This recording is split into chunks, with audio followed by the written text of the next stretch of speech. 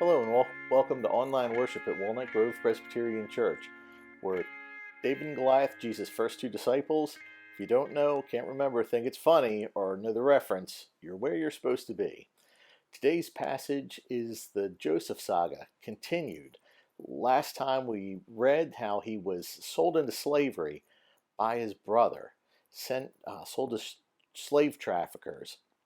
Now, Joseph was favored by his father, Jacob, who's God renamed Israel, one who struggles with God, doesn't let God go until he gets a blessing. But he was hated by his 10 older brothers because of it. He had dreams that his brothers and even his mother and father would fall down and worship him. And they wanted to enslave him, so they would test God to see, are these dreams going to come true? Let's see what comes of his dreams now that he's a slave heading to Egypt. He was stripped by his brothers, thrown into this cistern. Think of the deep end of a pool without any water, so that wasn't pleasant. He was then sold to these slave traffickers for $227 in today's money worth of silver, which is $22.70 per brother. I mean, it wasn't a whole lot. But God was with Joseph, and God blessed Joseph, and he was favored by the traffickers. He was sold to a Egyptian upperclassman, a servant of Pharaoh, a man named Potiphar. Then he found favor with Potiphar. So this wasn't the end of Joseph's story. Joseph trusted in God, and he kept on doing what he should have, believing in God that the dreams would come true. I wonder if any of us would survive being enslaved by our family, betrayed by our family, and then trafficked into slavery. And enslaved. But Joseph did. Joseph's still favored by God, and everything he touches, he has success. In Genesis 39, verse 2, we read, "The Lord was with Joseph so that he prospered, and he lived in the house of his Egyptian master. When his master saw that the Lord was with him, and that the Lord gave him success in everything he did, Joseph found favor in his eyes and became his attendant. Potiphar put him in charge of his household, and he entrusted to his care everything he owned. From the time he put him in charge of his household and of all that he owned, the Lord blessed the household of the Egyptian because of Joseph. The blessing of the Lord was on everything Potiphar had, both in the house and in the field. So Potiphar left everything he had in Joseph's care. With Joseph in charge, he did not concern himself with anything except the food he ate." So God's blessing was with Joseph. It is a wonderful thing. And his time was going to come. God's fulfillment of this dream of greatness for Joseph was going to come more than he could have ever imagined. Now, he's probably a lot happier now than he was being in charge of things, but I'm sure he missed his father. Certainly his father missed him. But he didn't give up. I don't know how many of you are in a tough spot right now too, and I'm sure all of this hasn't happened to you, but maybe some of it has, or someone that you knew, um, betrayed by their family, right? Um, Sold into slavery, trafficked in some way. I mean, this happens to people. In fact, of all the people who ever were enslaved, there's a significant portion that were sold into slavery by their family members. Maybe something that severe hasn't happened to you, but you understand how Joseph is feeling and how hard it would be for him to carry on. But the Lord's with him, and he did not think it a time to give up his faith or give up being the person God would want him to be. Okay, let's find out what else happened to him. Now, it wasn't smooth sailing from that time on. While he prospered, um, he found favor with Potiphar's wife as well, and she, made it a difficult work environment. She was always wanting to She was always wanting to be with Joseph, but he thought that was inappropriate. And he said no. And one time she attacked him and he fled from her, leaving his robe in her hand, and then she screamed that he attacked her. Now, Potiphar was so enraged because he'd been so generous to Joseph that he had him thrown into prison. So not only does everything else happen to Joseph, but he's falsely imprisoned. He's in a hostile work environment, and this happens to people. But again, it all happens to Joseph. So he's off in prison. How many of you read the whole Joseph saga from last time we'd had online worship? There's a lot going on. It took a little bit of work for me to nutshell it like this, but we're getting to today's passage, which is in Genesis 45. But so what happens next is in prison, he finds favor with the warden. So the warden actually has Joseph taking on some responsibility in the prison. And let's read it in verse 20. But Joseph was there in prison, the Lord was with him. But while Joseph was there in prison, the Lord was with him. He showed him kindness and granted him favor in the eyes of the prison warden. So the warden put Joseph in charge of all those held in the prison, and he was made responsible for all that was done there. The warden paid no attention to anything under Joseph's care because the Lord was with Joseph and gave him success in whatever he did. That's wonderful, isn't it? The Lord is with him. He's doing his best, even after everything that happened. He's not giving up. He's waiting for his time of blessing. He's waiting for his dream that God gave him to come true. Now, how many of you are waiting for your dream to come true, or have had a setback in, or wondering if God still loves you, or wondering what's going on? Well, difficulties come, but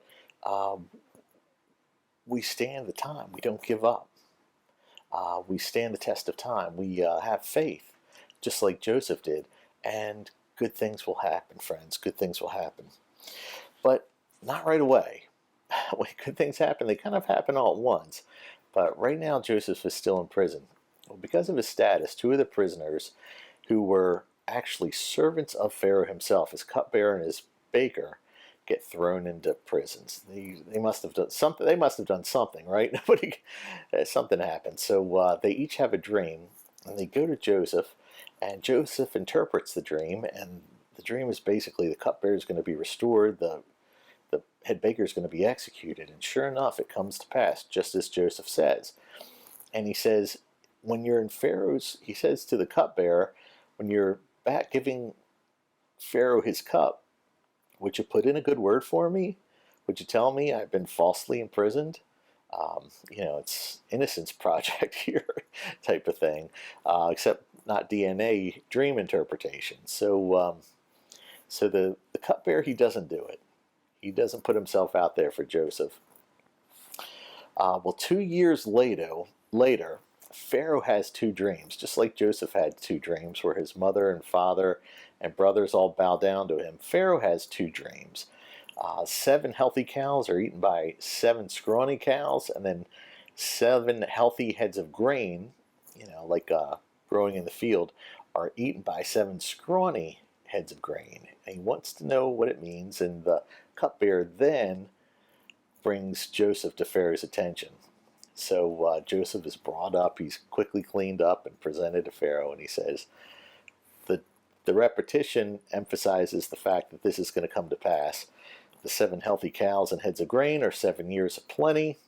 The scrawny ones are 7 years of famine that will completely devour everything that was gained in the good years. So he also comes to Pharaoh with a solution. He says, put someone in charge to take 1/5 of all the grain and store it for the 7 other years. So Pharaoh puts Joseph in charge. He puts him in charge of this plan, and the thing is, even Pharaoh's counselors agree. Remember Daniel? He was the counselor to the king as well, but the other counselors were always trying to get him. Well, it doesn't happen with Joseph. So they all say, yeah, put him in charge. So he's successful again in everything he does. There's so much grain that they just stop counting. It's more than anybody's ever seen before, and they just stop counting it, and it's stored in all the towns, with around all the fields. It's just stored right there in the town. So nobody seems to mind because there's plenty of grain. Well, then the famine hits, and Pharaoh says, open the granaries, and Joseph sells the grain to the people. Well, he ends up collecting all the money. All the money of the people in Egypt. They give him all the money they have. So the Pharaoh, the king, has all the money. And then they give him all their other wealth too, the fields and the cattle. So Pharaoh has all the cattle, all the horses, all the livestock, which were very valuable, like small businesses, each one. They give him all the property, all the farms. Again, it's like all the small businesses. Finally, Pharaoh has everything, literally everything. So the people say, "We'll be your slaves." So they sign up, and he agrees to take 20% of everything in perpetuity. So from then on, 20% of everything that people produce goes to Pharaoh, and that was carried on for quite a long time. So I don't know if anybody's ever been that wealthy before. I looked it up today. So all the money in the United States is, how much do you think? It's $1.5 trillion in cash. Okay, so if you got all the cash in America, it would be 1.5 trillion. A trillion is 1,000 millions. All right, and all the wealth, including all the property and everything else, is $98 trillion. Doesn't make sense to have, a dollar for every dollar invested in a house, or we just don't use that much money. Spreading it around or whatnot, we don't sell that fast. So $98 trillion. Before the recession, it was over $1 million of wealth. So over $100 trillion. So Pharaoh has all this, and 20% in the future going forward of the GDP. That's it's incredible wealth because of what Joseph has done again. So people from all over come to buy food, and finally his brothers come too, and he recognizes them, but they don't recognize him because he looks like an Egyptian now. He talks like an Egyptian. He's the most important man in the whole country. He's the one that has saved everybody. So he gives them food, but he messes with them. He makes them go bring his younger brother Benjamin, and then he says, "Oh, I'm going to keep him as a slave." And what happens is he overhears the brothers talking in Hebrew. He was using an interpreter to talk to them, but he could understand what they were saying to each other. And the brother that sold him into slavery said, "This is because of what we did to our brother Joseph." And he decides to give himself in place of his brother Benjamin. So the very youngest brother, younger even than Joseph. So he is going to trade himself for Benjamin. So it's a total reversal. Joseph overhears it, and he just bursts into tears, and that's where our passage begins today. Joseph tells his brothers who he is. Let's read together. Then Joseph could no longer control himself before all his attendants, and he cried out, "Have everyone leave my presence!" So there was no one with Joseph when he made himself known to his brothers, and he wept so loudly that the Egyptians heard him, and Pharaoh's household heard about it. Joseph said to his brothers, "I am Joseph. Is my father still living?" But his brothers were not able to answer him because they were terrified at his presence. Then Joseph said to his brothers, "Come close to me." When they had done so, he said, "I am your brother Joseph, the one you sold into Egypt. And now do not be distressed, and do not be angry with yourselves for selling me here, because it was to save lives that God sent me ahead of you.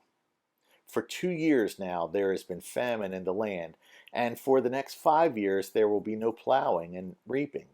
But God sent me ahead of you to preserve for you a remnant on earth, and to save your lives by a great deliverance. So then it was not you who sent me here, but God. He made me father to Pharaoh, lord of his entire household, and ruler of Egypt. Now hurry back to my father and say to him, This is what your son Joseph says. God has made me Lord of all Egypt. Come down to me. Don't delay.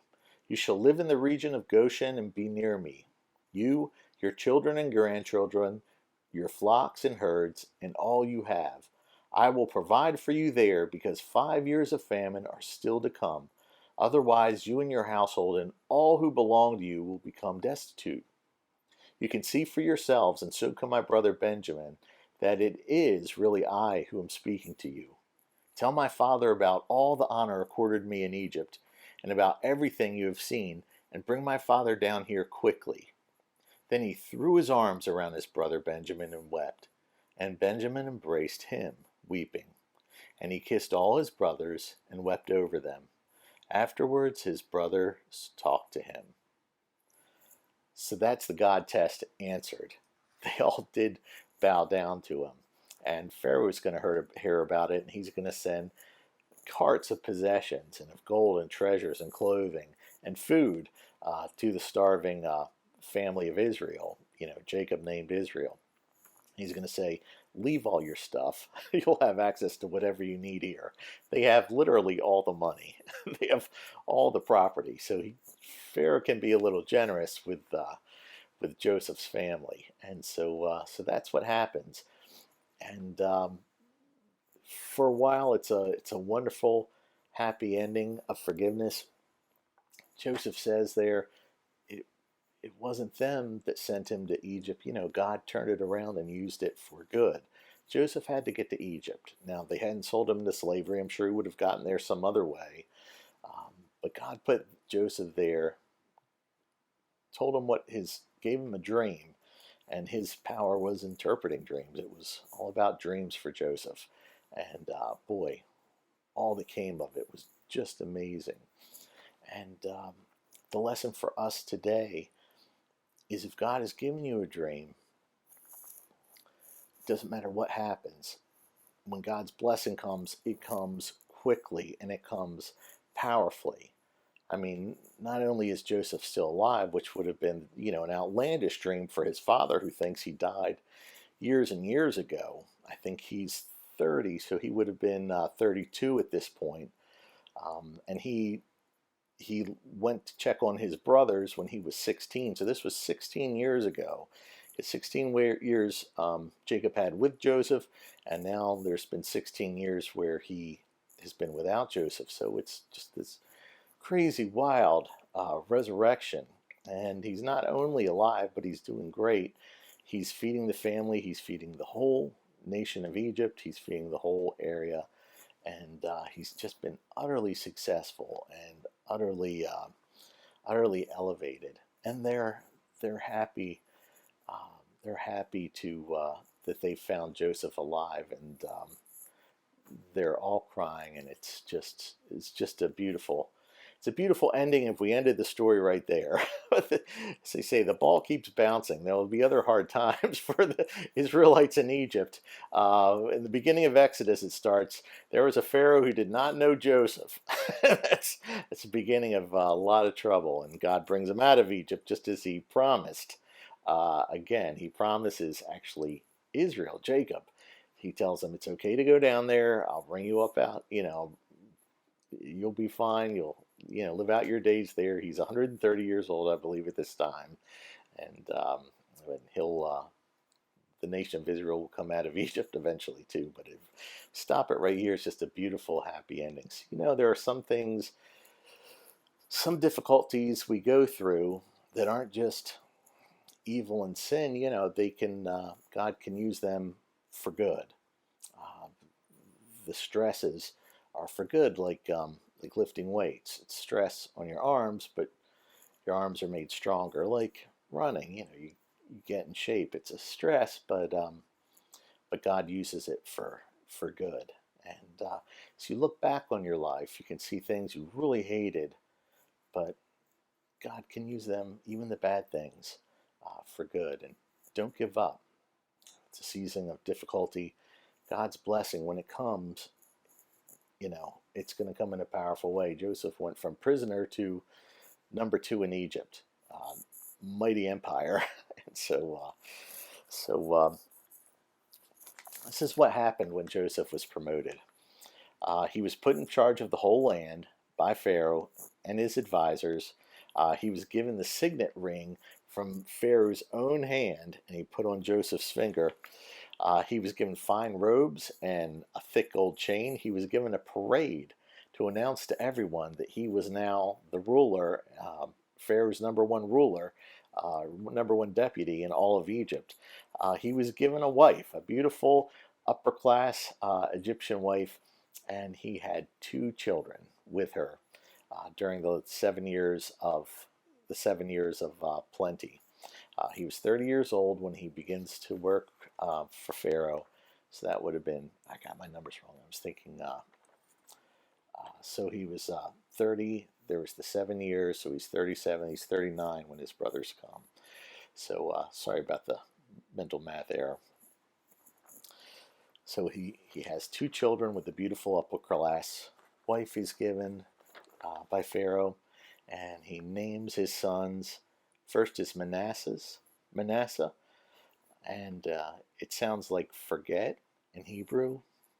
And Joseph says, "It's because God has made me forget all my trouble, all the trouble he had, the hostile workplace, the false imprisonment, the trafficking, the betrayal.